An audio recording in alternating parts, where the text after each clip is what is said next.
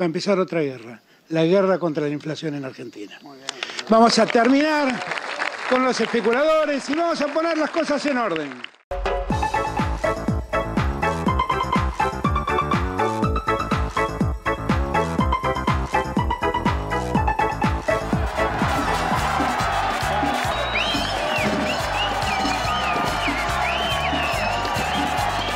I'm more confident than ever that in 2019 we will have one-digit inflation. Single-digit inflation rate.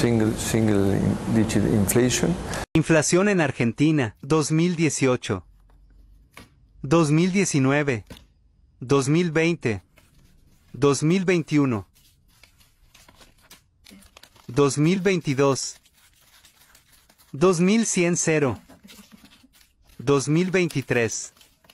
38.000. Wow, son muchos crocantes.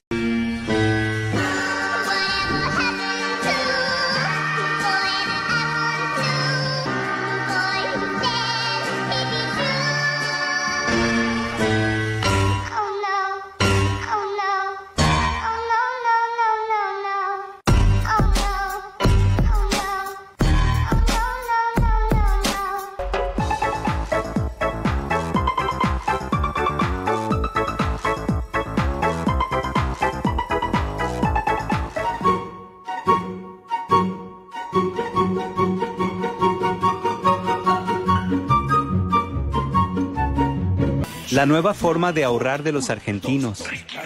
Plazo fijo a 30 días. Plazo fijo a 60 días.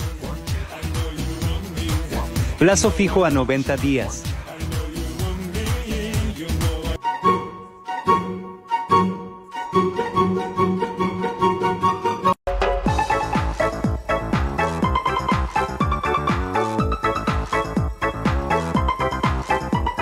$1000 ya no alcanza para nada, ni para untar una tostada, ni para lavarte los dientes, ni para hacer unos mates, ni para lavar la ropa.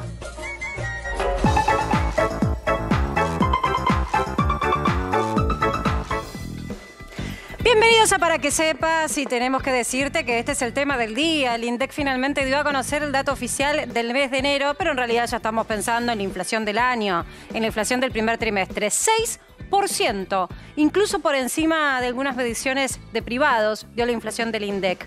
Una estadística que lo único que te demuestra es esto que veías en pantalla, el retrato de que ningún político, por lo menos en los últimos 10 años, ha logrado domar la inflación en el largo plazo. Son todos remedios muy cortoplacistas que han hecho que llenar el changuito con consumos que son de primera necesidad, bueno, esos consumos, cuando los tratás de igualar, en realidad, de 2018 a hoy, como veíamos en pantalla, cuestan 5 veces más. 5 veces más esfuerzo para que vos puedas mantener tu mismo nivel de consumo. Y estamos hablando de cosas muy básicas, elementales. Lo veías en pantalla: aceite, productos de limpieza, de higiene del hogar, papel higiénico.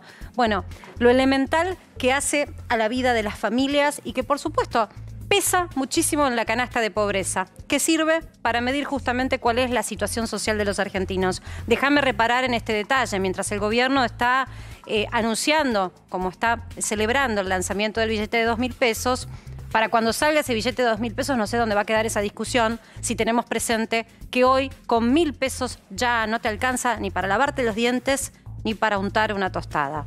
La triste realidad de ese billete de 1.000 que cada vez vale menos. Ahora, quiero mostrarte los números porque seguro que si vos estás empezando a discutir tu paritaria, si tenés esa posibilidad, o si sos un comerciante y tenés que proyectar gastos, esto te va a servir. El primer mes del año arrancó en 6%. El primer mes del año marca una inflación interanual del 98,8, es casi 99. Pues bien, no es 100, pero es casi 100. El punto es que mirabas la foto de enero y el recorrido hace un año marcaba 52%. Esto que está en 98,8, léase 99, estaba 50. 12 meses después, de enero del 2022 a hoy, se infló casi duplicando esos valores, lo que hace muy difícil proyectar en Argentina más allá del minuto a minuto, de la semana a semana. Por eso se explica que el 70% del consumo masivo hoy se dé en puntos de cercanía. Claro, si la gente va a comprar por la semana, ¿para qué iría a un gran hipermercado? Realmente es un disparate porque el gobierno está casi obsesionado en tratar de establecer cada vez más controles de precios, subas de precios guiadas, programas de precios, llámale como quieras, pero van en línea con las bocas de expendio que el 30% de los consumidores hace uso. Las de las grandes marcas de supermercados no alcanzan a esa boca de primera necesidad de cercanía como puede ser el almacén. Entonces ese es el gran problema. Vamos a estar en un ratito tratando el tema de la carne, por ejemplo. ¿Quién se queda con los aumentos que son constantes? Pero más allá de buscarle la culpa al quién, también mirar el cómo se sale de esa situación. El gobierno está por lanzar más medidas. Para la carne, concretamente, hubo medidas que las vamos a dar a conocer, las vamos a volver a recordar. El punto es que no llega a todas las carnicerías. Ahora bien, quiero mostrarte, te decía, este es el recorrido para que tengas la foto. Ganaste, perdiste, estos son los números. Tenés ahora una reapertura de paritaria o discusión salarial, estos son los números del recorrido del último año. Así arrancamos el año. Quiero mostrarte cómo dio a conocer el INDEC hoy la estadística. Como siempre decimos, no te guíes tanto por los números. Esto es tu bolsillo, así que lo tenés más que presente. Esto es inflación pasada. Esto es enero. Y ves los rubros que estuvieron en promedio y los que no. La mayoría estuvo por encima del promedio. Primer dato a mirar. Hasta ahora tenías mayores sectores que iban por detrás del promedio, es decir, cuyo incremento de precios estaba por detrás del índice general. Eso era algo bueno, obvio. Bueno, no es lo que sucedió en el mes de enero, en donde tuviste gastronomía, que es estacional, alimentos y bebidas, empujando esa inflación con un 6,8% en un solo mes. Y déjame decirte, con programas que ya se habían lanzado de acuerdos de precios con el gobierno, tuviste lo mismo en servicios y bienes varios. Tuviste lo mismo en tabaco, comunicación, vivienda, recreación y cultura, que es lo que más aumentó.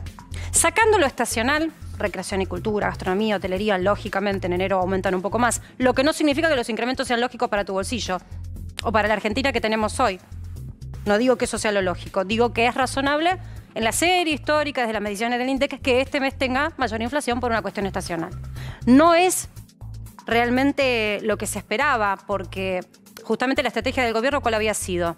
Esperar el mes de enero para poder dar rienda suelta a aquellos aumentos que venían retrasados. Esos que sí se controlan y que no tienen que ver con alimentos. Por ejemplo, tarifas, por ejemplo, salud, por ejemplo, la revisión en transporte. Esos aumentos que se habían programado para este momento del año, estratégicamente se habían pensado para enero. ¿Por qué? Para que tenga menos peso en la inflación, porque se suponía, por ejemplo, que alimentos y bebidas iba a aflojar en este mes. Entonces, como no sobrecargaba por un lado, era el momento para sobrecargar por el otro. Pues no, se combinaron ambas cosas. ¿Tenés la que sigue? Que te quiero mostrar otros números que se dieron a conocer hoy. Poneme en pantalla los números que te pasé, Ro, porfa. Y vamos a estar hablando también del pan, acá y en el mundo, ya que hace casi un año se disparó la guerra contra la inflación, porque el gobierno consideraba que el conflicto bélico entre Rusia y Ucrania disparaba los precios de la harina. Bueno, vamos a ver qué pasó este año. Vamos a ver si de algo sirvió y te vamos a contar qué pasó en otros países. Bien, este es el recorrido que me interesa solamente que veas el comportamiento de las columnitas. No para que, insisto, te quedes con la estadística, no estamos haciendo acá una enseñanza de economía para entendidos, sino simplemente para que veas cuando se habla de aceleración o desaceleración de precios. Esto es como que manejas un auto y venís a una velocidad. Y en algún momento empezás a desacelerar. Entonces venías a 100 y después vas a 90, solo porque no acelerás más. A ver, ¿eso ocurrió? Claro que sí. Ocurrió en este primer tramo del año. Hasta julio tenías vaivenes. Después lograron un poquito frenar la velocidad. Venías a 100, 90, venías logrando bajar. Pero se volvió a acelerar sobre diciembre y enero. Y acá tenés un problema, porque en noviembre había logrado el gobierno un 4,9%, justamente también con un paquete de medidas acordadas con distintos sectores. Acordadas, mas no surtieron efecto sobre el final del año y sobre el comienzo de este. 5,1 y 6%. Esos números de inflación, si vos te fijás, enero te retrotrajo en valores mensuales, en ritmo de remarcación de precios, a lo que estábamos viviendo en el mes de marzo y abril. O sea, todo lo que sufriste en tu bolsillo y todas las medidas de esfuerzos que está, de alguna manera, tratando de establecer esta gestión para contener la suba de precios, no surtieron el efecto. Todo lo que viviste, todo lo que te dolió a tu bolsillo, desde abril a esta parte, no surtieron efecto porque estamos parados en el mismo lugar. Con la misma remarcación o velocidad de remarcación de los precios. Ese es el mes a mes. Dame la siguiente, Ros, si podés. Porque claro, el mes a mes también te computa algo. El mes a mes es la foto. Entonces nos mostramos la foto del mes. Ahora, ¿qué pasa si esa foto la mostramos viendo la película de los últimos 12 meses, lo que se reconoce como interanual? ¿Te das cuenta que el auto aceleró? El auto fue para arriba. ¡Pink! Primera y aceleró. ¿Por qué? Porque eso es lo que vos tenés que ver cuando, por ejemplo, si sos propietario y querés alquilar, y vamos a estar hablando también de eso en un ratito nada más, pensás, bueno, qué sé yo, ¿cuánto va a estar la inflación? Cuando me toque la cláusula de renovación, de actualización del contrato, si sos un inquilino, ¿y qué sé yo cuánto? Bueno, mira, esto tiene que ver con eso, con proyecciones a 12 meses. No estamos diciendo larguísimo plazo. Esto es lo que te contaba. En febrero del año pasado, vos tenías una interanual del 52,3%. ¿Estabas bien? No. Era el gran tema la inflación. Se cobró un ministro la deuda y la inflación, Guzmán. Se cobró otro ministro la aceleración del tipo de cambio y el no control de la inflación y remarcación constante, Batakis. Y mientras tanto, se siguió acelerando la inflación. Entonces vos partías de un lugar poco deseado, del 52% de inflación, nada para festejar. El problema es que hoy estás mirando 12 meses, cuando contás, estás en 98,8%, casi 99%. No tenés 3 ceros, pero estás ahí nomás. ¿Por qué te muestro esto? Porque esto es lo que hizo la inflación. Y si vos estás discutiendo en este momento paritarias o te encaminás a esa discusión o a cualquier situación que propenda una actualización de precios, fíjate que esto es lo que está sucediendo con las películas históricas de Argentina cuando miras desde hoy a 12 meses para atrás. El mes pasado y así, y así, y así. Mes a mes, la película de los 12 meses muestra una aceleración. Y esa es la enfermedad tóxica de la inflación. Cuando llega un momento que tanta inercia inflacionaria hace que no sepas qué es barato y qué no lo es. Que haya, como te contaba ayer, comerciantes que esquivan la remarcación de precios para hacerse de efectivo, burlándose de incluso las reglas del consumidor. Y le dicen al consumidor, vení, ¿qué querés? ¿Un par de zapatos? Dale. Transferime en el acto que te hago un 10% de descuento. Me necesito la plata ya. Bueno, esta es la situación de la inflación en Argentina con el dato de hoy. Si podemos, hacemos el recorrido de las otras placas, Romy. Vamos cargando otras y yo ya voy abriendo el debate con mis compañeros porque no vamos a quedar solo con Argentina. Argentina está en guerra por la inflación. ¿Y en el mundo qué? A ver, ¿somos los únicos raros? Lo vamos a ver en un rato nada más. Pero este es el recorrido que me parece interesante también hacer. Porque te podés quedar con un solo mes, pero ¿por qué no vemos juntos el comportamiento de los últimos 12 meses? Si alguien se zarpó, lo voy a decir como se dice en el conurbano, como lo digo yo, si alguien se fue de mambo y se zarpó, queda escrachado en este cuadro, en donde vos tenés a nivel nacional las remarcaciones interanuales. Entonces, ese mes, viste que todas las excusas levantan la mano y dicen, no, es que ese mes vino para la industria del pan, y vino justo la tarifa, me subieron la energía, la harina, no sé qué. Bueno, a ver, en los 12 meses no puedes tener siempre la misma variable que explique la situación. ¿Por qué lo digo? Lo digo puntualmente por prendas de vestir y calzado. La inflación en Argentina de la indumentaria y el calzado es casi 121% en un año. Y es insólito porque es un sector en donde no conoces un solo comerciante o un solo proveedor de hilado que no se queje de lo mal que le está yendo porque sí venden pero no llegan a reponer stock y no sé qué. Siempre hay un argumento. Ni que hablar las grandes marcas que dicen, pero viste, nos matan a veces en los centros comerciales para poder renovar el alquiler, como sea. Ponele el argumento que sea. Ahora, 121%. Y sin competencia de importación, 121%. Ya no hay argumento estacional que pueda justificarse semejante nivel de incrementos en una industria que se supone está protegida. Por lo pronto, uno escucha los argumentos, También hay que decir que el rubro textil emplea mucho en Argentina. Sí, bienvenido sea que le vaya bien. El problema es que se quejan de que no venden. Entonces, ¿cómo aumentás o remarcás en un año el 121% tus precios? No se comprende. No es lo único, ¿eh? Lo que saltó por encima del 100% te voy a reconocer. Restaurantes y gastronomía en general y hoteles también en el recorrido de un año. Entiendo, les fue mal la pandemia y entonces hay que apurarse a poder a captar y acaparar esos pesos que cada vez más rápido quieren salirse del bolsillo para no perder poder de compra. Que mejor que, y bueno, me doy un gusto en vida. Gastronomía, hotelería, viajar, bárbaro. 110% de inflación en este sector en el último año. Bienes y servicios varios, algo que era esperado, porque tenés aumento de tarifas, 102,6%, perdón. Y después, todo lo que tiene que ver con bebidas alcohólicas y tabaco, que venimos diciendo, ahí tenés un incremento por encima del 100%.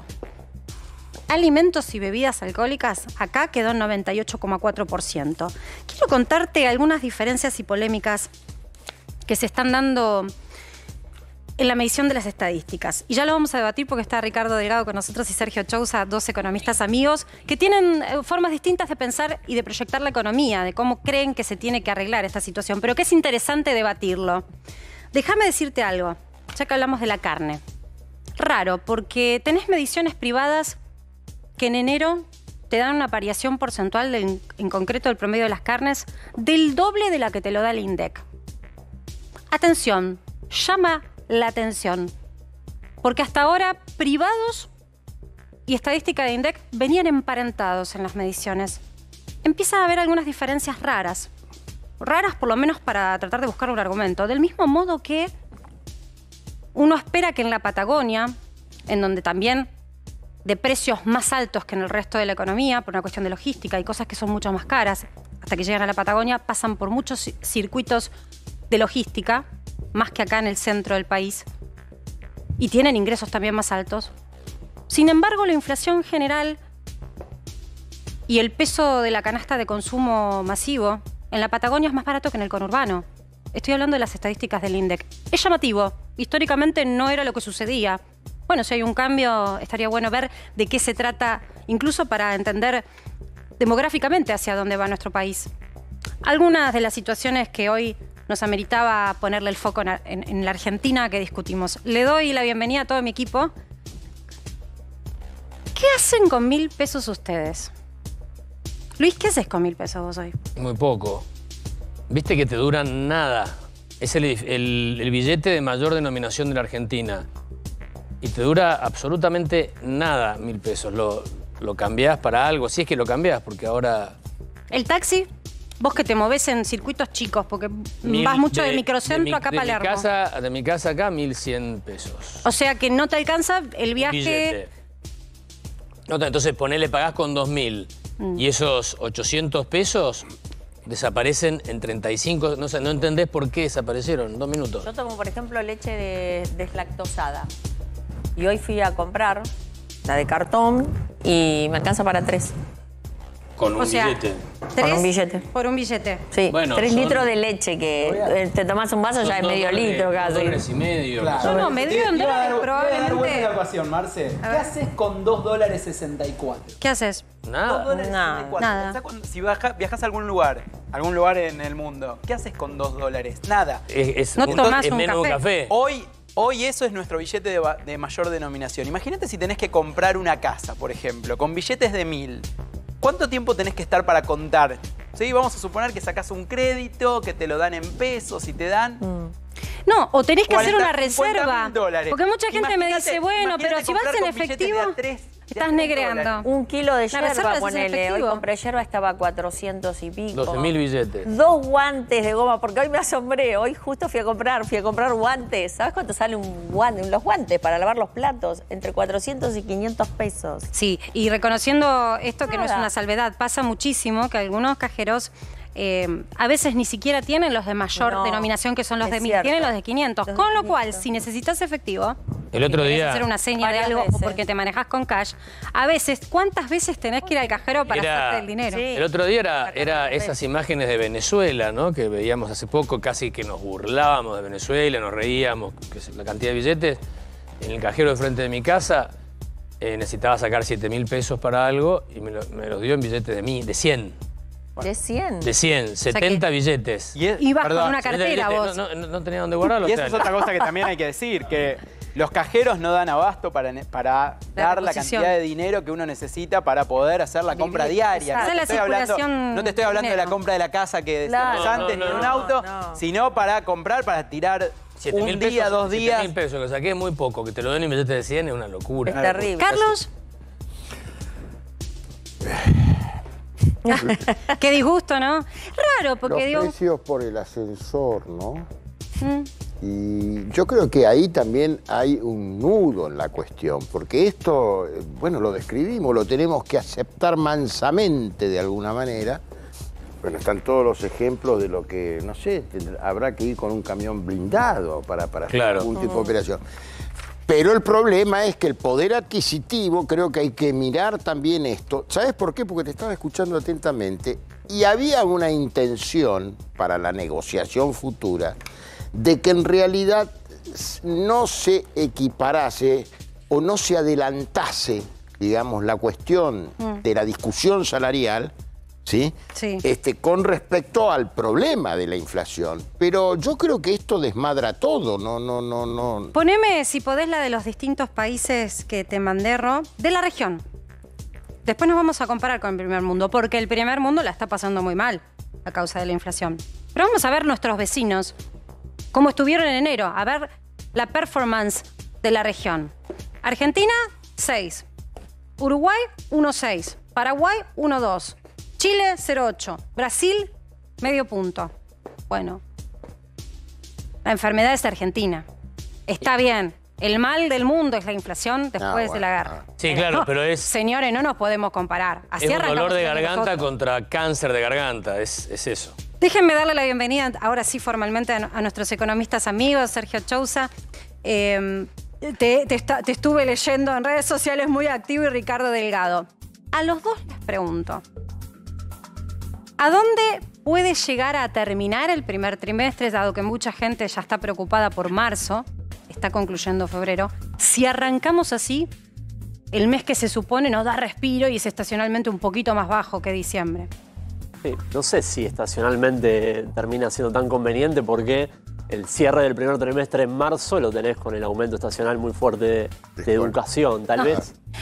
No me des más malas noticias. Educación está en un programa ahora. Se supone que ahí le encontraron la vuelta para que marzo no dé tan alto. Pero es verdad lo que decís. Marzo es un mes donde todo el mundo vuelve y lo que se remarca a un ritmo mayor. Sí. Pero enero no.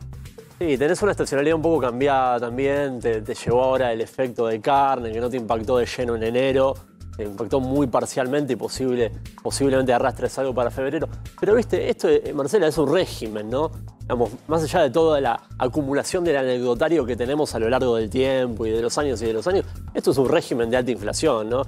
Y por un par de meses se puede llegar a retrasar determinado capítulo del índice de precios, después se adelanta, después se vuelve a atrasar. Pero, digamos, vos arrastrás una inercia hoy cerquita de la zona del 100% y para eso no hay salidas mágicas. Tenés que ir a un plan de estabilización cuando te dé la fortaleza política. Yo creo que hoy no hay condiciones de posibilidad para hacerlo, pero conforme estén dadas las condiciones tenés que ir a un programa de estabilización porque con este plan llegar no vas a ningún lado. O sea que no hay plan de estabilización todavía, Ricardo. Digo, porque el gobierno habla ya de plan de estabilización. De Mendiguren lo dijo ayer cuando reconocía la inflación, que hay que darle tiempo al plan de estabilización. Para el gobierno están haciendo un plan de estabilización. Bueno, la verdad que me perdí el anuncio. Creo que no lo vi. Lo que sí hay, a ver, hay un intento de cierta ortodoxia fiscal, un fuerte ajuste del gasto. Desde la llegada de Massa, agosto a diciembre, el ajuste del gasto primario ha sido muy significativo, 20 puntos en relación a agosto-diciembre del 2021, cuando teníamos ese 52% de inflación que vos marcabas bien en el gráfico. Y aún así la inflación se duplicó. En un año la inflación se ha duplicado. Y esto tiene que ver un poco con lo que decía Sergio antes. Hay un régimen de alta inflación ya instalado que el gobierno no ha tenido la inteligencia de poder no solamente diagnosticar, sino básicamente encarar en su solución. Entonces, me parece que va a ser difícil que la inflación... A ver, creo que ya la meta de este 3 y algo que empieza abril, que tenía Massa hace algunos meses y que planteó hace apenas algunas semanas atrás, es prácticamente imposible, es inviable. Hacia abril de llegar al 3. Al 3 y algo, como pretendía. La gran pregunta es cómo va a seguir la dinámica a partir de abril, mayo, porque, insisto, yo creo que sostener estos niveles de inflación, en torno al 5,5%, 6% al mes, es muy complicado. Es muy complicado, ¿por qué? Porque vos ya estás haciendo un ajuste, cosa que no estabas haciendo antes, y porque justamente el régimen de alta inflación lo que implica es que todos tus contratos se empiezan a indexar a una velocidad cada vez más rápida. De hecho, hay un dato que pasó desapercibido, pero que forma parte de que el gobierno ya admite que está en régimen de alta inflación, que ¿qué es? La indexación de la medicina prepaga. La indexación de la medicina prepaga, que antes era una discusión con la Superintendencia de Salud y demás, ahora lo que te está diciendo es que mes a mes va a haber un índice de salud que va a ajustarte para aquellos que tienen la posibilidad de tener una prepaga. Exactamente, sí. pero no importa, pero me refiero a las conductas y a las dinámicas y a los procesos de formación de precios en una economía que ya está instalada en 100% de inflación y que va a ser muy difícil bajar. A ver, uno pensaba que una reducción del gasto tan importante iba a redundar en una desaceleración de los precios. ¿Por qué? Porque, en definitiva, hay menos cantidad o debería haber menos cantidad de emisión de pesos. Entonces, si hay menos cantidad, lo que vos tenés, como hay menos cantidad, vale un poco más, que son los pesos en tu bolsillo. Claro. No ocurrió. ¿Por qué no ocurrió? Porque, o sea, Argentina resiste todos los manuales de estilo. No, porque, discúlpame, hay un desbalance muy claro que me parece que también explica esta lógica de régimen, ¿no? De nuevo régimen de alta inflación en la Argentina. Que hay un fuerte desbalance entre el mundo de los dólares y el mundo de los pesos. La Argentina tiene pocos dólares y además genera pocos dólares. Y en estos meses, muchos menos dólares, ante pesos que acorralados, encepados y demás, y producto de la fuerte emisión que tuvimos en el 2020 por la pandemia, tensionan permanentemente y hacen que la brecha hoy sea del 90%, claro. Y que a esos niveles de brecha, que son básicamente expectativas de devaluación, aquellos que toman decisiones de precios, que no son solo los formadores de precios. Los formadores de precios son grupos o empresas o sectores que tienen poder de fijación de precios. Todos formamos precios más o menos todos los días. Sí. El comerciante de aquí a la esquina, la pyme en el conurbano, todos tienen que tomar decisiones de precios. Y la pregunta es, miran, 90% de brecha, ¿cuál es mi costo de reposición de la materia prima que en gran mayoría es importada? Bueno, entonces ahí también le pones Ricardo, un piso. Quiero ver si podemos volver a poner lo que al comienzo del programa te mostramos. Por favor, el tape. La parte en la que el changuito se va desinflando a medida que pasan los años. Porque en definitiva es eso. Yo entiendo perfectamente que nuestra economía tiene un gran trazado y peso vinculado al dólar. Pero en definitiva vos ganás en pesos y se supone tenés que pensar en pesos. No está todo dolarizado en tu cabeza. El mercado inmobiliario sí, es verdad. El de alquileres ahora también. Pero en definitiva cuando vas al supermercado no estás pensando, bueno, tengo $100, ¿cuánto me alcanza? No estás haciendo esa cuenta. Sin embargo, el tener esta velocidad de circulación de que la gente se quiera sacar los pesos cada vez más rápido del bolsillo llevan a esto. A situaciones obscenas en donde la gente piensa plazo fijo, no plazo fijo o dólar, plazo fijo o consumo, plazo fijo o me lleno, me estoqueo, me llevo la góndola de papel higiénico y me la voy prorrateando durante todo el año. Y entonces empiezan los almacenes internos de las casas, que eso lo veíamos antes en países con riesgos sísmicos. Nos lo contó Adrián Saque en Estados Unidos, que tienen esos lugares, o después de la guerra, que quedaron con acopios instaurados en la mente y en la cultura. Nosotros no. Entonces esto es en lo que me quiero centrar, Sergio, para que la gente nos comprenda. Y no estamos hablando de una situación política, es simplemente del changuito de la gente. 2018 versus 2022. Algo está fallando. Ahí me parece que hay un punto muy importante para entender en qué lugar del régimen estamos hoy, porque vos marcabas, ¿no? Tenemos una incipiente recesión, ¿no? Acumulamos un último trimestre donde la actividad económica te empezó a dar negativa. Todavía no sabemos, enero empezó con buenos números industriales, pero ponele que esté en la zona del cero, ¿no? Ni sube ni baja.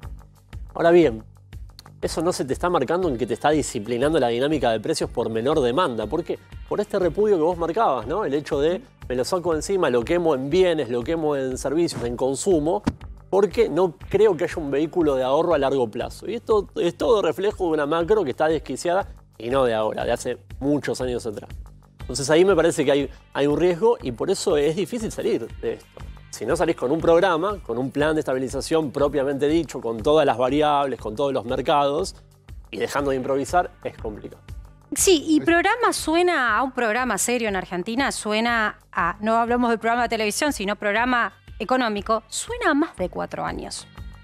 Sí. Suena a que una gestión, no importa el color político, no puede abrazar resultados que vienen con enfermedad casi terminal hace más de 10. Sí, claro. Entonces ahí es donde uno dice los acuerdos, el eslogan de los acuerdos tiene que ver con esto. ¿Vos pensás que sacando el año de la pandemia, desde el 2019 a esta parte tenemos más del 50% de inflación por año? Eso indica evidentemente que la Argentina no ha sabido encontrar maneras para solucionar el problema. Y la inflación en un punto es, si se quiere, la síntesis de la enorme cantidad de desequilibrios que tiene esta economía, una economía que genera pocos dólares, una economía que genera incentivos, como decía Sergio, al consumo y no al ahorro. Ahora, yo quiero preguntarles a los dos, porque, insisto, el manual de estilo se te va al diablo cuando analizas Argentina. Se suponía que si había más producción, si hay más cantidad de lo que sea, hay más oferta, entonces si hay más, vale menos, porque lo que escasea suele ser más caro. Generalmente, y estoy hablando de consumo masivo. El gobierno celebra, ayer lo escuchaba al secretario de Bendiguren, celebrar que hay un repunte en la producción, que hay una economía que está creciendo. Entonces, si se produce más, ¿por qué razón lo que se produce cada vez vale más? Bueno, yo creo que, a ver, hay factores propios del proceso inflacionario que, digamos, se empezaron a desvincular de la dinámica de oferta y demanda de bienes, ¿no? El típico concepto de inflación de demanda hoy te explica una parte del fenómeno inflacionario. Después tenés cobertura, tenés expectativas, tenés la inercia. El año pasado tuviste una partecita de inflación importada en los meses de marzo y de abril. Ahora bien, te hago una valoración de carácter político. Al gobierno le va a costar mucho narrar políticamente este año que es electoral, que la actividad no se te desploma, que todavía tenés indicadores de producción que son aceptables, si eso está totalmente desvinculado del poder adquisitivo, de la capacidad de compra, de los salarios reales, los salarios contra la inflación. Y no se ve una reversión de esa curva. Venimos de un acumulado de 3 años donde el poder adquisitivo promedio de los registrados cayó un poquito menos del 3%. Está bien, uno dice, un poco menos del 3% no es tanto para una inflación de casi el 100%, pero venimos de caída de poder adquisitivo desde hace más de 5. Sumá los últimos 15 y es complicadísimo. Luis, yo quiero que me muestres un poco, porque decíamos, a ver, es una enfermedad que está, digamos, generando dolor en distintas partes del mundo. Lo que pasa es que Argentina ya viene con tanta dolencia, que realmente se vuelve una enfermedad muy complicada, la de la inflación. Mucho más complicada que en países de la región. Ahora, ¿y en el mundo qué? Bueno, ¿cómo venimos con el mapa? Tenemos un mapa de la región primero, para el comparativo. Ahí lo ponemos. Bueno, no, ahí tenemos el del mundo. Esta es inflación anualizada, la del 22. Sí. 2022, cuando Argentina, ¿te acordás? En enero nos enteramos que la inflación anual era casi del 95%. 94,8%. Claro, punta a punta del año pasado es esto. Sí. Bien. Comparamos así porque es difícil tener inflaciones mensuales. En algunos lugares se saca a los 2 meses, ¿viste? No está tan claro, no es tan fácil. Bueno, estamos en el top 4 mundial. Es extraño. Top 4. Number 1 en el mundo, Venezuela. Sí. Que ya sabemos los problemas que tiene Venezuela. Segundo, Zimbabue. Que lo dijimos la vez pasada. Zimbabue en África era la vieja Rodesia, echó a los blancos. Cuando se conciliaron, los blancos eran los que tenían los que manejaban la economía, quedaron solo los habitantes africanos, de origen africano, los blancos fueron echados y se armó un desbarajuste económico muy importante. Zimbabue está en ese problema. El Líbano lo vimos, le sigue el Líbano. El Líbano vimos lo que fue primero guerra civil y después, ¿te acordás la explosión enorme en el puerto de Beirut? Que destruyó prácticamente la ciudad de Beirut. La comparación Es patética, con respeto de esas sociedades, pero la verdad que nosotros teníamos mucho más en recursos, teníamos con qué y creo que tenemos un nivel de instrucción en nuestra sociedad más alto. No se entiende por qué este país, con apenas 47 millones de personas, en el 8º territorio del planeta, con todos los climas, con minería, pesca, llanuras increíbles, litio, cobre, turismo, litio, uranio, petróleo, gas, y sigue la lista, tengamos este problema. Este problema es la fiebre de un mal mayor. La inflación es una fiebre que marca un mal mayor. ¿Cuál es el mal mayor? Por alguna razón los argentinos no logramos equilibrar las cuentas fiscales. Y siempre estamos o endeudándonos o dándole la maquinita y generando inflación. Ese es el problema. Mostrame la que sigue. La que sigue es la región, también analizada, año 22. Fíjate que primero Venezuela, como dijimos, Argentina es la segunda, ahora la tercera es Colombia con el 13. La diferencia es enorme. A mí, mira, las comparaciones con Venezuela ya directamente para mí no tienen registro, porque ni siquiera me interesa centrarme en lo político. Me interesa saber qué tienen los uruguayos que no tenemos nosotros, con todo respeto de los hermanos uruguayos. Mirá. ¿Qué tiene Paraguay que no tenga Argentina? Paraguay. Ok, vos decís, es un país chiquito, Paraguay, no se puede manejar Uruguay. Ahora, la enormidad de Brasil con problemas sociales, políticos, casi ocupan el Parlamento y los bolsonaristas, Lula, etc. Toda esa grieta en Brasil, los brasileños están de acuerdo. Hace rato que no hay que emitir para generar inflación. 5,8 la inflación. 5,8. Tampoco se endeudaron en el mundo como nos endeudamos tampoco nosotros. Entonces saben por qué camino hay que seguir. Bolivia. La Bolivia de Evo Morales, no estamos hablando de la derecha boliviana. Evo Morales, el indigenista, íntimo amigo de los Kirchner. ¿Por qué no le copiamos a Evo Morales? 3,1 de inflación. Ahora, no se les ocurre hacer las locuras que hacemos acá en materia económica, que las apañamos entre todos casi.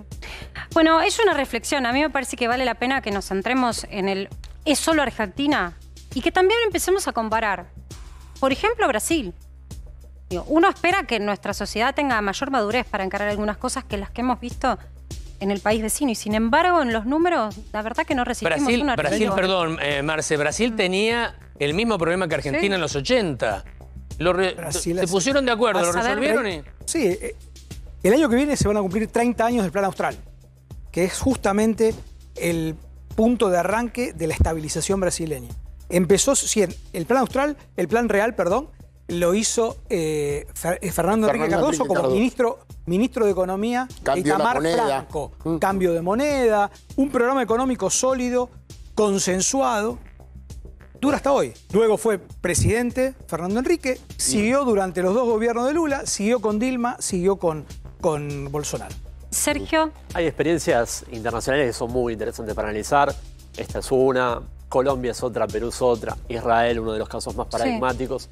En todos los casos, el componente que es una constante es el de la institucionalidad, mantenida a lo largo del tiempo, nada efímero, nada que dure una gestión, como vos señalabas, acuerdos políticos muy amplios y sacar parte de la discusión política, el debate de la gravedad, ¿no? La ley de la gravedad no se objeta y pasamos a discutir otras cosas que son políticamente interesantes. Por ejemplo, el sistema tributario, el tamaño del Estado, como sociedad, qué tamaño del Estado nos queremos dar. Esos son debates mucho más enriquecedores, no tanto si podemos vulnerar la ley de la gravedad, de si... Imposible hasta el 2023, digamos, hasta después del 2023, digo. De lo que estamos hablando porque la política y la economía tienen sus conexiones, parece. Sin duda. Entonces, acá se está jugando hasta con cierto facilismo si va a solucionar el problema casi mágicamente el shock o la dilatación del tiempo, pero de las variables que componen este problema no se está examinando absolutamente nada más que, como decía Marcela, el cortísimo plazo. A ver, lo que queda claro, y digo, ustedes son economistas que tienen miradas distintas sobre la política en general económica. Aún así están de acuerdo con que lo que sigue tiene que ser un plan que dure más allá de una gestión. Y lo que me lleva a la reflexión de que el que sea que tenga que asumir el mando de la economía y de la presidencia después de esta gestión, así sea esta misma gestión, que tenga que otra vez volver, tiene una complicación enorme. Incluso cuando comparás, y vos que hablamos tanto de comercio bilateral, cuando te comparás con la región, el punto de partida, las discusiones son muy complejas. Sí, yo creo que lo más relevante es tratar de armar una arquitectura político-institucional adecuada que contenga todas las variables fundamentales de un programa de estabilización y le dé estabilidad en el tiempo. Básicamente de eso se trata. Creo que la Argentina no ha sabido encontrar esos acuerdos. La política argentina no ha sabido. Y cuando digo de la política me refiero no solamente a los dirigentes políticos, sino también a los sectores empresarios, a los sectores sindicales, a los movimientos sociales. Creo que todos tienen que estar de alguna manera involucrados en un programa que no va a implicar soluciones mágicas de la noche a la mañana. Esto de que la inflación baja rápidamente no va a ser posible, no es cierto, no es justamente por la característica de la inflación argentina factible. Me parece que el argentino, incluso cuando piensa en votar, ya no le va a creer a ningún candidato que le diga, ni creo que ninguno se anima a decir, es un tema rápido que se resuelve en 2 meses. Gracias, Ricardo. Te invito, Sergio, a que te quedes porque sé que hay un tema que tiene que ver con carne que a vos te interesa mucho y nosotros vamos a hacer ahora en vivo un relevamiento de precios de la carne. Pero primero me quiero ir a los Estados Unidos porque está Adrián Sack justamente para mirar qué pasa allí también, que la Reserva Federal tuvo que subir las tasas. No le escapa a la enfermedad mundial de la inflación en Estados Unidos. Hola, Adri. Querido equipo, bueno, a ver, acá lo que está pasando es que la inflación poco a poco está siendo dominada, ¿no?, por las políticas agresivas que recién puntualizabas, que tienen que ver justamente con un aumento de tasas que está produciendo daño en muchos sectores, sobre todo en el inmobiliario. Yo haciendo una ronda, unas consultas con agentes inmobiliarios me han dicho justamente que está bastante parado todo. Ya algún día lo vamos a tratar el tema, hay incluso argentinos aquí que trabajan y lo vamos a hablar al aire. Pero mientras lo que te voy diciendo es que el costo de domar a la inflación se está haciendo sentir y los resultados, si bien está dando efecto, digamos, la política antiinflacionaria de bajar las tasas, no va al ritmo que se esperaba. Por ejemplo, hoy se conoció el índice de inflación de aquí de los Estados Unidos. El mensual de enero ha sido de un 0.5%, que es más que el pequeño movimiento deflacionario que tuvimos en diciembre del 0.1%, es decir, menos 0.1 de inflación, y ahora estamos en el 6.4% interanual, que en Argentina estaríamos tirando cohetes con un número así, pero acá, sin embargo, lo siguen viendo con desconfianza y con cierta decepción también porque esperaban estar por debajo de un 6%, ¿no? Entonces, a ver, Adri, vamos a llevar el tema, vamos a llevar el tema de lo abstracto a la calle, para que todos podamos entender. Dame las 5 cosas que cuando vos entras a un supermercado en Estados Unidos o en tu vida habitual en Estados Unidos, no lo sofisticado, lo del consumo mensual, te llama la atención que hayan aumentado bastante, que hayan aumentado más de lo que ustedes están acostumbrados. Bueno, a ver, lo que más aumentó, bueno, lo que siempre venimos hablando acá, los huevos, muchísimo. Los huevos se fueron, ahí bien dice Luis, se fueron a más de un 60% interanual, dependiendo de si vos querés orgánicos, no orgánicos. Lo orgánico se disparó absolutamente todo. La carne vacuna y la carne aviar, la carne de pollo, también aumentó en el orden de entre el 30 y el 50%, aunque se fue estabilizando el precio, se fue moderando, se han registrado bajas, eso se ve. Pero ¿sabés qué te traje yo? Un consumo más argentino que estadounidense, que lo tengo acá. Mirá, el pan nuestro, el de pan cada día. Sí, claro. Que acá hay que hacer una aclaración que hicimos otras veces, pero la hacemos de nuevo. Acá sí, ya sé que no consumen allá tanto. ¿Cuánto me cuestan pesos argentinos? Que es más esporádico. Bueno, mira, te voy a mostrar lo que más se compra acá, que es esta baguette. ¿No? Esta baguette, la famosa baguette, que cuesta 1.180 pesos argentinos. Vos recién preguntabas al principio del programa, ¿qué comprás con 1.000 pesos? Bueno, yo me compro esta baguette, pero le tengo que cortar un pedacito. Ahora, en Estados Unidos se usa más para comer sándwiches, ¿no? Para hacer sándwiches y ese tipo de cosas. Exactamente, se compra para hacer sándwiches, pero normalmente esos sándwichitos o los compras hechos, si vas a comer un sándwich lo compras hecho. se hacen las casas, por supuesto, pero no es tan habitual. Vos ves que compran mucho más ya directamente los sándwiches preparados. Escúchame, Adri, vamos de nuevo a los precios. El pan de mesa acá, según el INDEC, en enero aumentó un 4,9%, 5%. ¿Sabés dónde tenemos el problema? Eso ya es un problema, perdón. Eso ya es un problema. Más problema tenemos con los derivados de las harinas. Porque la harina aumentó, sí, ya sé, la guerra y todo el tema, pero todos los derivados, galletitas, por ejemplo, creo que las galletitas dulces no deberían ser un lujo. 8,7% en un solo mes. Muchísimo. Y yo sé, pero si comer saludable es costoso y lo no saludable también es costoso, la pregunta es ¿qué comemos? Le quiero preguntar a Sergio por esta mirada.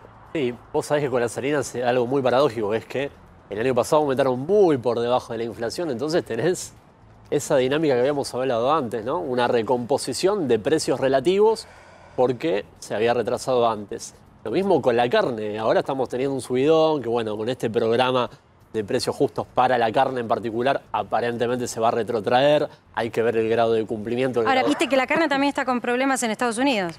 Digo, sí. Problemas al son de una inflación de medio punto, pero problemas al fin para el consumidor en Estados Unidos. Adri, ¿qué otro problema tienen? Nos contaste lo de los huevos, que no es un problema solamente en los Estados Unidos, lo vamos a ver ahora. Y también, ¿qué pasa con los lácteos?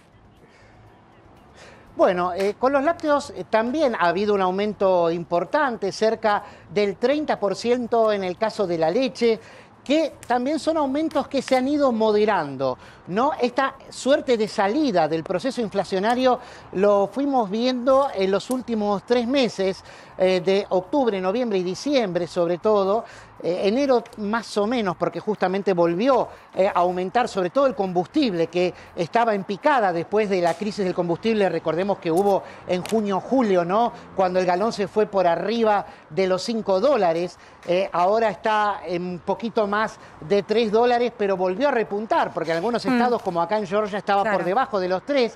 Ahí es donde vemos sobre todo los problemas. Acá lo que más les preocupa, más que los alimentos, es el combustible. Bueno, gracias Adri por este repaso. Siempre es bueno ver también qué pasa en otros lugares, ¿no? Donde la discusión se supone que las economías más desarrolladas también pasa por estas cuestiones. Te mandamos un abrazo, Adri.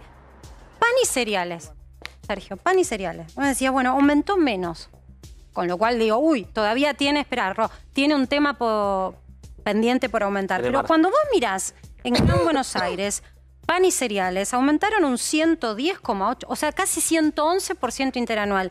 ¿De verdad le faltó aumentar un poco más? Se retrasó respecto del promedio de alimentos. ¿Pero cuál es el promedio? Alimentos y bebidas no alcohólicas, el promedio es 100%. Sí. No se retrasó, estuvo arriba, 111. Sí, pero eso lo explica enero, lo explica el salto que tuvieron muchos. Claro, interanual, los 12 meses. Bueno, por eso, es un proceso que, de nuevo, también, Marcela, es importante entender que esto es un promedio regional de promedios de marcas para cada uno de los productos, con lo cual también tendrá la cuestión metodológica, ¿no? De cuál es el canal de comercialización que tomás, etcétera, etcétera.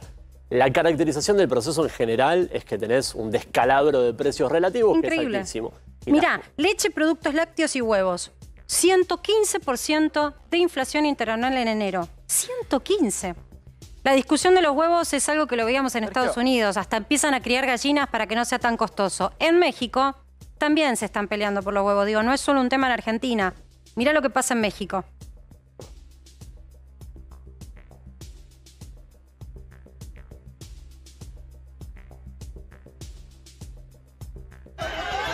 Que descuenten un producto en medio de una subida de precios seguramente sea la razón por la que estos mexicanos transformaron un supermercado en un campo de batalla.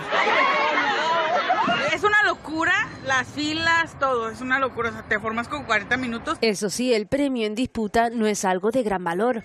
La gente se peleó por el huevo. Y por aprovechar el descuento, exactamente unos 30 pesos, o lo que es lo mismo pero pasado a euros. Si antes un cartón de 36 salía 4,40 €, con la promoción se queda en 1,80 €. Y algunos, aunque sin huevos... ¡Tengo la caja! Satisfechos de al menos llevarse la caja porque más vale en paz un huevo. Es el chavo que se lleva la última caja y toda la gente va a seguirlo porque Queremos huevo. Que en guerra, un gallinero.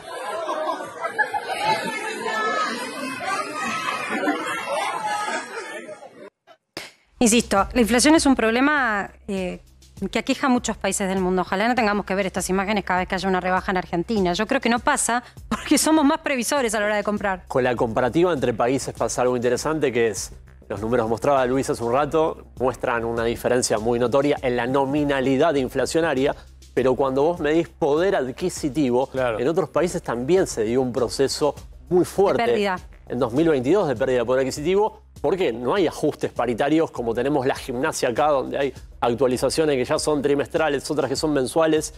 El año pasado en Argentina, el promedio de poder adquisitivo perdido para el segmento de los registrados, sacando afuera los informales, fue de 2,8%, en un año de inflación al 95%.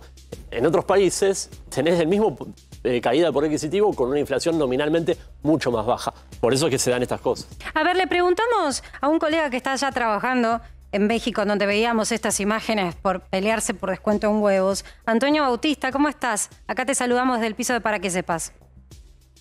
Marcela, ¿qué tal? Muy buenas tardes a ti y a todo el auditorio. Así es, el huevo ha sido uno de los alimentos que más se ha incrementado en pues, por lo menos un año, de 2022 para acá. 50% se ha incrementado el huevo. Ahorita el kilo está en 55 pesos, un kilo de huevo. Son aproximadamente cerca de $2 lo que cuesta un kilo de huevo. Pero pará, no me lo midas en precios. A mí me gusta el ejercicio que hace Sergio. Contámelo desde el punto de vista de tu billetera. Bien, acá pues, estamos acostumbrados ya a la paritaria trimestral, ya todo es una cosa de discusión constante, ¿no? Para no perderle el salario. ¿Cómo quedó el salario de ustedes el año pasado frente a la inflación? El salario mínimo que hay en este momento son 207 pesos diarios. Esto equivale a aproximadamente cerca de $10, que el salario que se puede ganar todos los días aquí en México. Pero el poder adquisitivo se ha reducido mucho, porque la escala de precios, por ejemplo, empezando el año, el arranque del año ha sido fácil. Ha habido semanas continuas de incrementos de precios y esto pues se refleja en lo que se puede comprar con ese dinero. Son 207 pesos diarios el salario mínimo. Efectivamente, no significa que la gente tenga que ganar eso por regla, pero muchos sí tienen ese consumo. Totalmente. Antonio, sí tienen ese sueldo. Te lo voy a, para no confundir tanto, imagínate que a la gente ya le cuesta por sí pensar en dólares en Argentina, porque acá tenemos diferentes tipos de cambio. Entonces, te lo voy a preguntar fácil para que todos te podamos comprender y la gente que está viéndonos también se pueda enganchar en la discusión. Clase media en México. ¿Creció o se achicó? Ni ricos ni pobres, los de la clase media. La clase media se está reduciendo.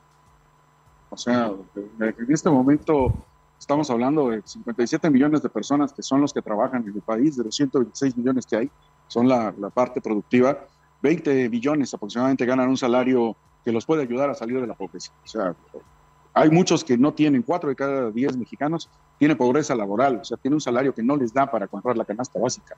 Aquí en México existe la canasta básica que se le llama a 24 productos que son lo básico que puede haber en un hogar. El precio que ha establecido o que se ha buscado establecer con negociaciones con los comerciantes, con los productores, el gobierno ha hecho varias reuniones con ellos, se ha tratado de mantener en un costo de 1,000 pesos, 1,086 pesos, para que los precios se mantengan ahí. Pero o sea, espera, haceme un punto aquí.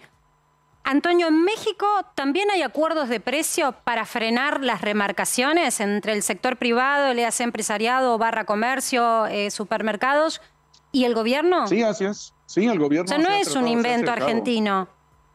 No, se ha acercado con los productores. En septiembre fue una de las primeras reuniones que hubo para reducir y para establecer, pues, que no se aumentaran los precios. Pero esto no ha sido del todo respetado. Pues la inflación en el país ahorita alcanzó en enero 7.91%. Esto es más que lo que cerró diciembre, se cerró en 7.86 y en términos generales es la inflación más alta de 2001. Esto se refleja en el bolsillo, no se compra lo mismo.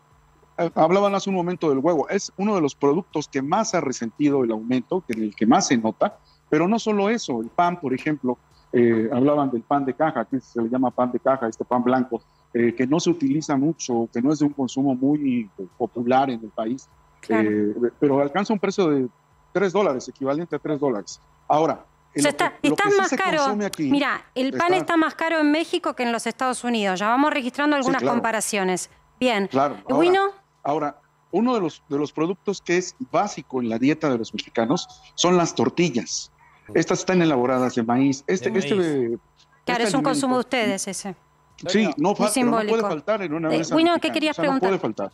Te quería preguntar si desde el gobierno hay un plan para bajar esto y si la gente cree que, como se está conduciendo el gobierno en este momento, puede llevar a que esta inflación baje.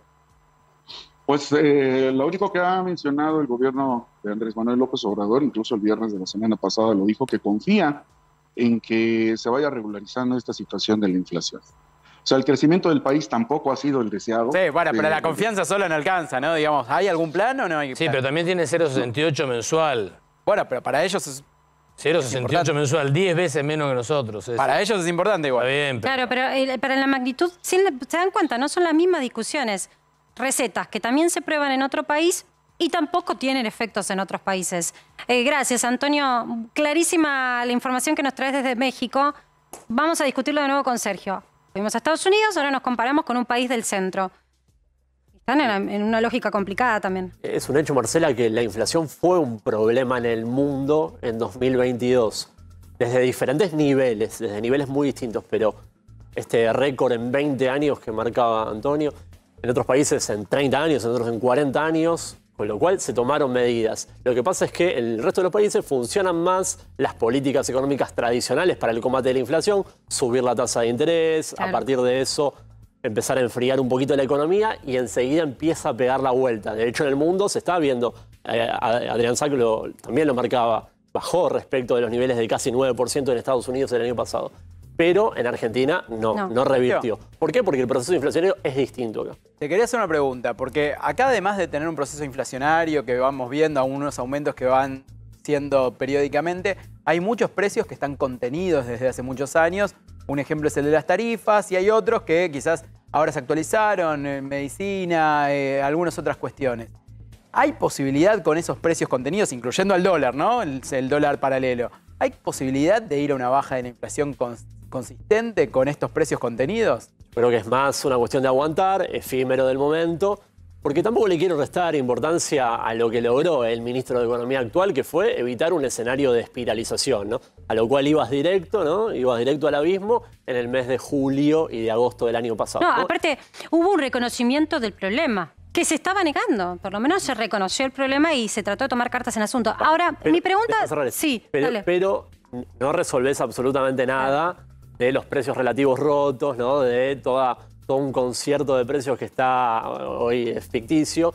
Y para eso, de nuevo, necesitas un programa que sea más consistente, más de largo plazo, que sincere algunas variables. Lo que pasa es que, creo que nadie pensó que la gestión de Massa como ministro es una gestión que pueda pensar a largo plazo, porque no tiene largo plazo. Es una gestión que asumió ya con una inflación que estaba rozando el 7. No hay largo plazo en una gestión que se renueva porque así está pactado. Hay elecciones este año. No pueden pensar un programa que no les corresponde gobernar. No se sabe quién va a gobernar. Entonces no se puede trazar a 10. Déjame preguntarte. México. No funcionaron los pactos de precios con el empresariado. Argentina tampoco. Y en Argentina venimos ya de 10 años, ¿no? De acuerdos de precios con diferentes nombres. Yo diría, a mí, prefiero tenerlos que no tenerlos, porque apagar un poquito la efervescencia es importante. No es un plan antiinflacionario, nadie va a pensar que un acuerdo de precios como precios cuidados, ahora precios justos, te va a resolver el problema inflacionario, pero al menos recomponer un poquito una referencia no me parece menor en un entorno inflacionario donde vos lo decías al principio, no sé cuánto valen las cosas. Ahora bien, esto puede ser un componente o una porción minoritaria de un programa mucho más amplio, que es lo que falta por lo que vos decías recién. No tiene la solidez política de este gobierno como para hacerlo con el tiempo que le queda. Le quedará a la próxima administración, sea la que sea. Tal vez gana este oficialismo y lo va a implementar. Bueno, para que se va enganchando, espera, Carlos, para que se va enganchando, porque arrancamos a las 7 de la tarde y mucha gente recién ahora está encendiendo la tele, te cuento algo. Ya se conoció la inflación de enero, que fue del 6% según el INDEC. Es decir, la inflación según el INDEC fue más alta incluso de lo que proyectaban algunos privados. Eso lleva a que la inflación interanual foto de los últimos 12 meses, empezando desde enero para atrás, ya está casi en el 99%. Por eso estamos discutiendo de inflación, porque en este mes arrancan los gremios, Carlos, a pensar en la paritaria. Paritaria que ya, discusión que ya se achicó a 3 meses y damos por hecho que eso está bien. No, no es normal. No es normal vivir en un corto plazo.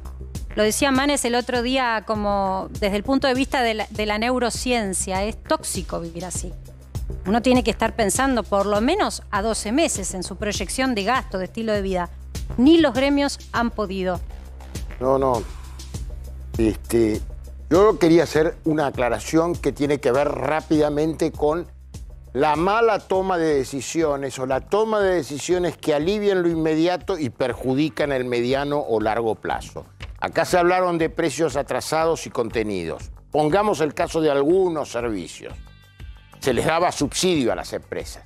Esto hay que mencionarlo como errores, probablemente de toma de decisiones, sin discernir o diferenciar quién tiene una gran necesidad del asunto y cuánto se hace a la Bartola, ¿no? Sí, 2020, no olvidemos, ¿no? Parte de la... Te estoy hablando de más atrás, ¿no? Sí, bueno. Obviamente, cometés algunas injusticias cuando administrás en demasía, pero sin ir tan lejos, de 2020 con la política de respuesta anticíclica frente a la pandemia, bueno, otorgaste una torta de subsidios importantísimo porque la gente no podía salir a la calle, tenías que aliviar la situación de los privados. Ahora bien, eso te generó un desequilibrio fiscal que después se volvió muy difícil de procesar en una economía tan dañada por una deuda heredada que no es menor y por las restricciones macroeconómicas que tenés. Entonces, eso también genera inflación. Totalmente. Sergio, vamos a compartir Chile también. ¿Está Mario Solís? ¿Está Mario escuchándonos en Chile? Porque allá también no la pasaron fácil. Hola, ¿cómo andás, Mario? Han tenido situaciones políticas complicadas. Contame qué pasa con el tema de los precios. A ver, acá nosotros estamos bastante complicados porque hay una inflación acumulada del 12,8%. Y esto para Chile nos golpea porque Chile siempre ha sido un país caro. Acá en un país donde existe la libertad de mercado, se ha hecho lamentablemente muy frecuente un delito económico que es la colusión. ¿Esto qué quiere decir? Que, por ejemplo, en las farmacias nos ponemos de acuerdo para todos colocarle un precio sobrevalorado a un medicamento y con eso poder enriquecer a las grandes empresas. Ahora, desde el día a día, acá ¿qué es lo que pasa? Por ejemplo, estaba revisando los valores de la carne, algo tan preciado en Chile también. Acá 1 kilo de posta negra, lo que equivale a la nalga, que es lo que venden en Argentina, tiene un valor de 7.000 pesos argentinos. Eso es lo que cuesta 1 kilo de nalga. Acá está 1.375 según los precios acordados por el gobierno. 1.400, ponele. Opa. Los precios acordados por el gobierno y prácticamente es imposible que se pueda establecer porque te echarías a la mitad de un congreso encima y también al mundo empresarial. ¿Y cuál es la solución? ¿Ustedes no comen carne? A ver, la carne es un lujo en Chile, la carne es un lujo, no es un alimento del día a día, porque por ejemplo si queremos comer algo que sea un poquito más elaborado, el lomo vetado que es en Chile, el bife chorizo de ustedes, en ese caso ya cuesta 10.000, 11.000 pesos el kilo, 11.000 pesos argentinos. Wow. Entonces ese es el valor estimado de la carne y esto se traduce también a incluso alimentos de primera necesidad. Acá en Chile lo que se come mucho es el pan. Claro. Y el pan, por ejemplo, 1 kilo de pan en Chile cuesta 1.000 pesos argentinos. Que Chile es muy caro, para mirarlo como la mirada argentina es caro. Gracias, Mario, por repasar estos precios con nosotros y ver qué pasa también en el país vecino, en donde están con conflictos de inflación. Claro, el conflicto de inflación lleva 2 dígitos, acá roza los 3. Gracias por tu aporte. Vamos al encuentro de Cristian Balbo, porque ya que vamos a hablar de carne, vamos a mirar qué pasa en la góndola local. Y ahí era donde quería tu comentario, Sergio. Mostremos qué pasa. ¿Quién está? Cristian. ¿Qué tal? ¿Cómo estás? Bueno, a ver, recién escuchábamos a un chileno hablando desde allá que comer carne es un lujo para ellos. Acá ha aumentado y mucho la carne, aumenta por quincena, te cuento, por quincena está aumentando la carne, un 15% en la segunda quincena de enero y otro 15% en la primera quincena de febrero. Sin embargo, mira vos, acá en Mataderos, una carnicería importante sobre la avenida Juan Bautista Alberdi, fíjate la cantidad de gente que está sentada como si fuese en un banco, esperando su turno, para llevarse su carne. Esta es la postal que vos tenés en esta carnicería de Matadero. Pero ¿qué pasa? Cris, veíamos punto el anuncio acá, que hizo el ministro de mientras Economía, miramos, Sergio Massa. espera, ahora vamos Sí. a eso. Mirá. Quiero la mirada de Sergio. Bueno, sobre esto, un poco lo que habíamos dicho antes. Gente esperando para comprar carne. Sí, yo diría, está bien que se apuren por el hecho de que las últimas semanas se venía rumoreando que por la baja de la hacienda en Cañuelas ibas a tener un aumento todavía más significativo del de febrero. Ahora bien, el programa de ayer que anunció el ministro de Economía a mí me parece importante porque aparentemente se daría una retracción de alrededor del 30% para estos 7 cortes, con mayores niveles de stock, de abastecimiento. ¿Pero esto lo vas a tener en todos lados? No, bueno, obviamente... Porque el acuerdo con supermercados entiendo que funciona, pero bueno, la gente no tiene solo la posibilidad de ir a un gran supermercado de marca. Obviamente, todos lados es una enormidad. Garantizó, por lo que dijo, por lo que se anunció, un buen nivel de abastecimiento en súper, en hiper, y también en carnicerías, porque está abrochado el segmento de carnicerías. Ahora bien, de nuevo, Marcela, esto es un poco un alivio en un momento en el cual tenías un subidón de 30% en espacio de 15 días para un producto de consumo. ¿Sabés cuánto te repercute en el IPC esto? ¿Cuánto te Cada repercute? 10% que sube el Sí. rubro de carne vacuna te aumenta un 0,9, casi un punto porcentual en el IPC. Con lo cual, para febrero ibas a tener un impacto altísimo. Gracias, Sergio. Una mirada también sobre una política que se acaba de anunciar ayer. Concreto, Cris, porque tengo ya otro tema que irme. Y quiero que me cuentes si se encuentran y a dónde se encuentran los precios justos para la carne que anunció el gobierno hace unas horas nada más. Los 7 cortes de carnes populares estuvimos recién comparando y de hecho teníamos una placa para ustedes también que pasamos a producción. Acá no están cumpliendo en ninguno de los 7 casos. Ni en el asado, que en precios justos está 1.035, acá está 1.399. Ni en la nalga, que está en 1.375, precios cuidados aquí 1.599. El matambre 1.310, precios cuidados aquí 1.599. El vacío 1.351 y aquí está 1.699. La falda 675 y acá está 999. Palete y tapa de asado también están más elevados. Pero acá está Osvaldo Brizuela para explicarnos por qué sucede esto. Todavía no llegaron los precios justos aquí anunciados hasta el 31 de marzo. Todavía no han llegado los precios que habían anunciado el gobierno, que todavía estamos esperando a ver qué pasa. Parece que están hablando entre los empresarios, están hablando con todo lo que sea el gobierno para ver qué acuerdos llegan con este tema, ¿viste? A ver, Marcela, te escucha aquí Brizuela, carnicero. Solamente con lo que dijo ya me quedó clarísimo, Cris. Yo te agradezco enormemente.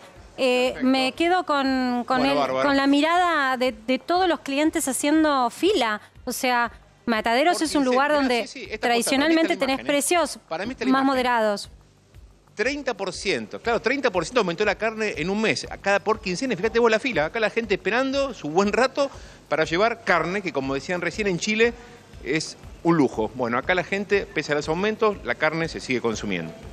Gracias, Cris.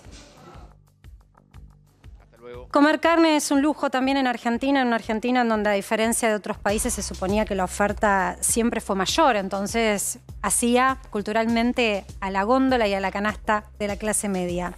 De la inflación, del bolsillo, del costo de la canasta, me quiero ir a otro lugar, porque antes un ratito te mostraba nada más cómo quedó el número de inflación interanual. Y del otro lado, hay gente que está en búsqueda o de un alquiler o de vender su propiedad. Y estos números de inflación ponen perversos a un mercado que roza todo el tiempo con dolarizarse. Claro, desde el punto de la venta ya está dolarizado. Tenés una propiedad, siempre pensás en comprar y vender fijándote el valor en dólares, sobre todo desde que se terminó el crédito hipotecario. Ahora bien, para los alquileres no. Y los alquileres siguen siendo también un tema en donde tristemente no se ha solucionado, no se ha buscado una nueva ley, y entonces los inquilinos quedan a merced de un mercado, al igual que los propietarios, cuya única manera de estabilizarlo es mirándolo en dólares. Esto que es natural, que lo contemos de esta manera, no es natural. Ya es bastante tóxico que vos, que ganás en pesos, tengas que preocuparte por enseguida, una vez que cobrás, pensar en dólares. Y pensar cómo va a ser tu gasto en dólares para poder vivir, para poder alquilar. Eso vuelve al argentino a un lugar de enfermedad constante. No es sano mentalmente que vos tengas que hacer estas cuentas que lo veíamos en otros países, están con inflación, pero no llegan a este nivel de desequilibrio y no llegan a este nivel en donde hasta el alquiler lo tenés que pensar en dólares, donde lo formal todo se vuelve informal sin necesidad alguna, porque han complicado tanto la cancha que no queda opción. ¿Por qué digo lo de la enfermedad? Porque se volvió tóxico el mercado inmobiliario. Tóxico para quienes tienen que buscar alquilar, para quienes son propietarios, pero también para los empresarios que tienen que lidiar con esto mes a mes en una Argentina que no da proyección a largo plazo. Está Ariel Champañer con nosotros, empresario inmobiliario, bueno, de una de las cadenas más importantes, creo, que es RE/MAX. Y me interesó mucho, y te invitamos, Ariel, y te agradezco que hayas aceptado la invitación, porque hablas de los clientes tóxicos. Y me pareció un hallazgo, porque digo, ¿cuántos son los que laburan en el sector inmobiliario, como el sector de la construcción en Argentina también ha sido los que empujaron siempre a la clase media? ¿Qué está pasando con ustedes que están padeciendo a los clientes? Y estamos en una situación complicada porque no tenés ninguna de las dos partes conformes. O sea, los propietarios recién ahora están empezando a compensar un poquitito toda la pérdida que vienen teniendo hace mucho tiempo. Y los inquilinos, obviamente, cuando le vienen las actualizaciones de los alquileres, piensan muchos en mudarse porque no pueden afrontar el alquiler. Yo te escuchaba muy interesante lo que decías y yo creo que el principal problema que tenemos en la Argentina es que no tenemos moneda. Entonces no es un tema, obviamente que la gente va a pensar en dólares. Si vos tenés una moneda que no vale nada, entonces ¿cómo le haces entender a un propietario ni hablar de vender una propiedad en pesos, que no la vendería digamos, nadie? Entonces creo que el principal problema que tenemos pasa por la inflación y por no tener moneda. Ahora, un rubro que antes era un rubro en donde si tenías laburo y te movías, si eras buen vendedor, vendías bien o alquilabas bien, si eras un buen broker, te iba bien. Hoy es un rubro que roza lo borderline, es un rubro en el que ustedes padecen esta situación y los clientes se enojan. A ver, nosotros en lo personal como empresa la verdad que nos va muy bien. De hecho, justamente esto que pasó con las rentas que han subido tanto ha hecho que mucha gente ha empezado nuevamente a comprar inmuebles para inversión. Porque hoy la renta medida en dólares no es una mala renta si uno la mide a nivel mundial. O sea, la renta sube en el mundo también, ¿no? Cuando vos decís la renta estás hablando de alquilar. ¿Es negocio tener propiedades y ponerlas en alquilar? Hoy si compras a buen precio, que es lo que está pasando, y por ahí puedes llegar a tener entre un 4 y un 5% de renta, más la futura posible revalorización del inmueble, que es otra parte de la inversión. Yo creo que hoy estás comprando en el piso más bajo que vas a poder comprar, desde mi mirada, obviamente me puedo equivocar. O sea, ¿vos creés que las propiedades en Argentina, obviamente pensadas en dólares, están baratas? ¿Puede todavía haber un camino ascendente en los precios? Yo, digamos, he trabajado en otros lugares del mundo en el mercado inmobiliario, viajo bastantes, conozco bastante de los precios en diferentes países o en diferentes ciudades comparables con Buenos Aires. Los precios están regalados en Buenos Aires, están muy baratos. Por ahí me está mirando otra persona desde la televisión y es imposible para mí comprar, obviamente sin crédito. Sí. Y yo me pongo en el lugar de esa gente, pero digo, si vos me dices valor por metro cuadrado en zonas AAA de Buenos Aires versus otros lugares del mundo, y vale menos de la mitad. Perfecto. No le podemos hablar al que tiene pesos, pero aquel que tiene dólares guardados, heredó, tiene unos mangos, el ahorro en dólar. ¿Es el momento de sacarlo a capitalizar si está esperando buscar comprar? Si hoy tengo un ahorro en dólares, digamos, y quiero hacer algo, sin dudas que es el momento para comprar. Es el momento para comprar porque compras bajo y la renta es muy buena. Y hoy pones un inmueble en el mercado de alquileres y lo alquilas en el día. ¿Los alquileres están volando? ¿Y por qué no hay?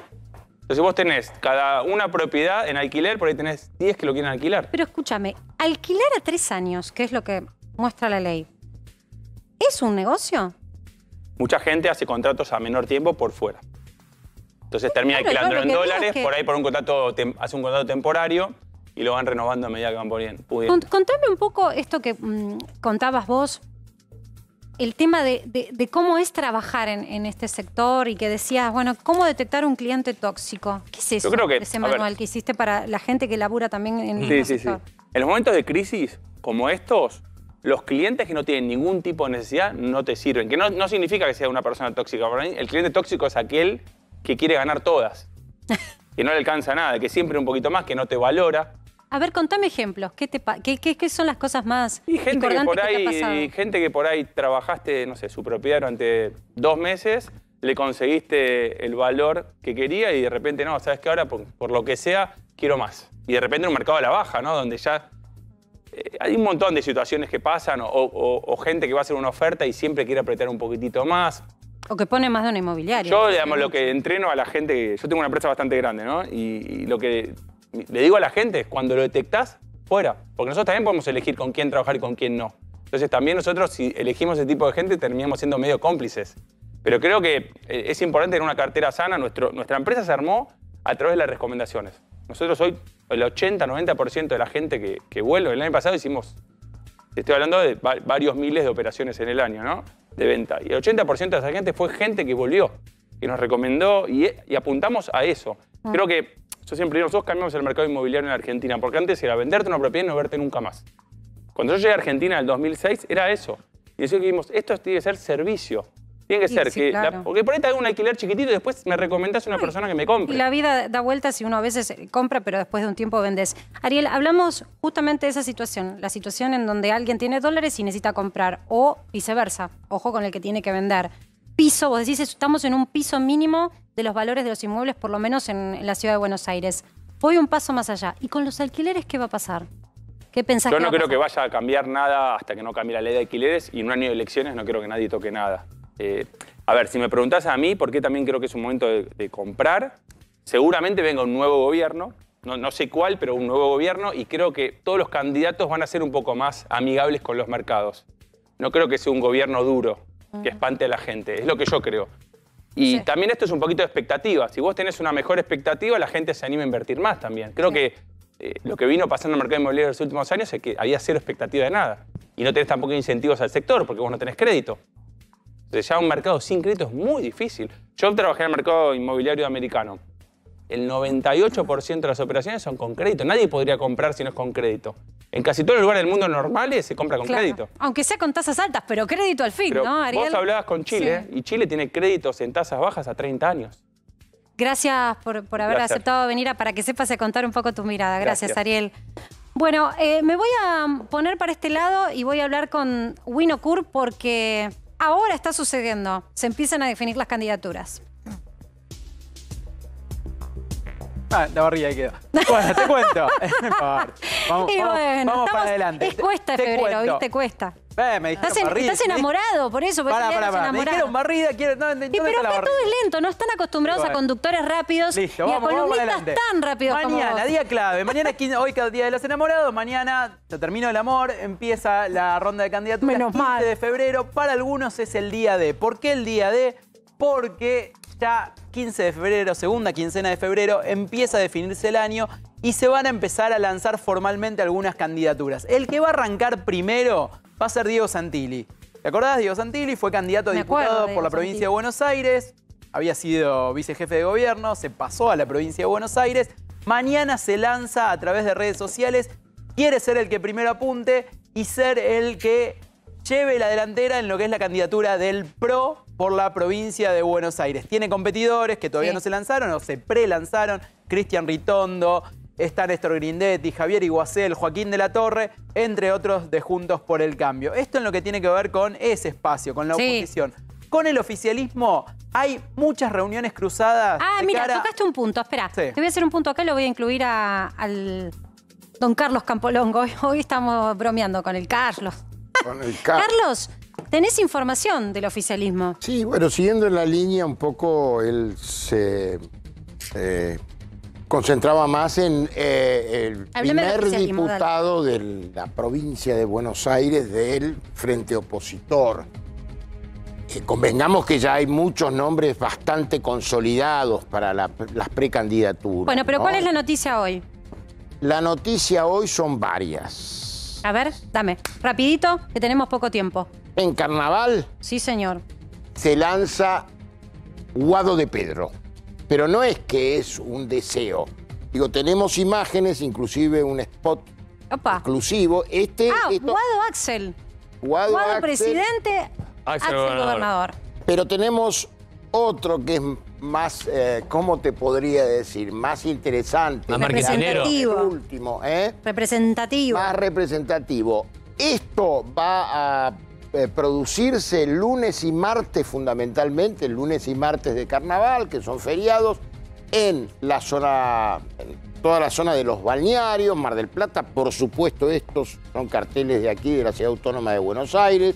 Y en el Gran Buenos Aires se va a intensificar. ¿Qué hay de contexto en todo esto? Bueno, que en estos 2 días va a haber fundamentalmente definiciones, acá se marcaba hace un rato, en algo que todavía está complicado. Sí. Y que se llama la comisión, digamos, del PJ, sí, donde hay un grupo de 6 gobernadores que están allí, hay otro grupo que no está ahí para reunirse con Alberto Fernández. Claro. Cristina hasta ahora delegó en Guado de Pedro la representación. Luis Rosales, Ahí está, mirá. Luis Rosales, Mirá. ahí lo estamos viendo, mirá. Luis Rosales, ¿qué está pasando con Espert? Que había lanzado su candidatura sin ningún presidente. a la Bueno, provincia. ¿Sigue sin presidente? Sigue. Se suma burlando sin presidente en la provincia. Parece. Y Manes como presidente y no sabemos... Sí, sin gobernador. Bueno, estarán buscando Alcoyana. Tenemos información de último momento.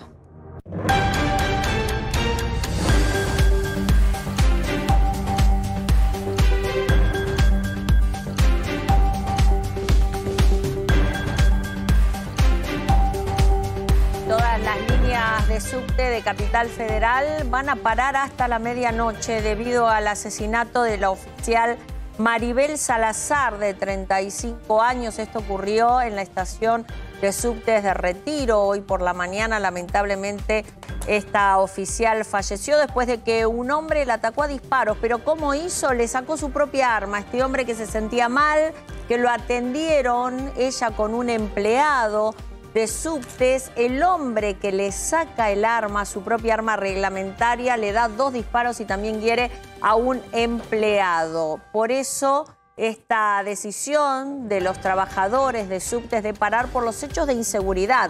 Esto va por un lado, pero por el otro lado, lo que se investiga ahora es qué pasó con el hombre que le disparó a Maribel Salazar. Se llama Gabriel Valdés, de 29 años, un hombre con antecedentes por violencia de género, por resistencia a la autoridad, que se lo estaba buscando para notificarlo incluso de sus causas, que vive en la Villa 31 y que estaba con una novia en el momento en que bajó del subte. Dijo que estaba descompuesto, que iba a un hospital, pero que se resistió a la ayuda matando, y no se entiende todavía por qué, porque recién ahora empiezan los peritajes para saber cómo le roba el arma al oficial, cómo le dispara para que un balazo le pase el cuello, termine en su pulmón izquierdo, teniendo ella el chaleco antibala. Así que a partir de ahora estas pericias... ¿Qué pasó con el chaleco? Bueno, el chaleco es una de las cosas que está pidiendo la familia y los compañeros que se periten. ¿Y qué se sabe? Marcela. No se sabe nada.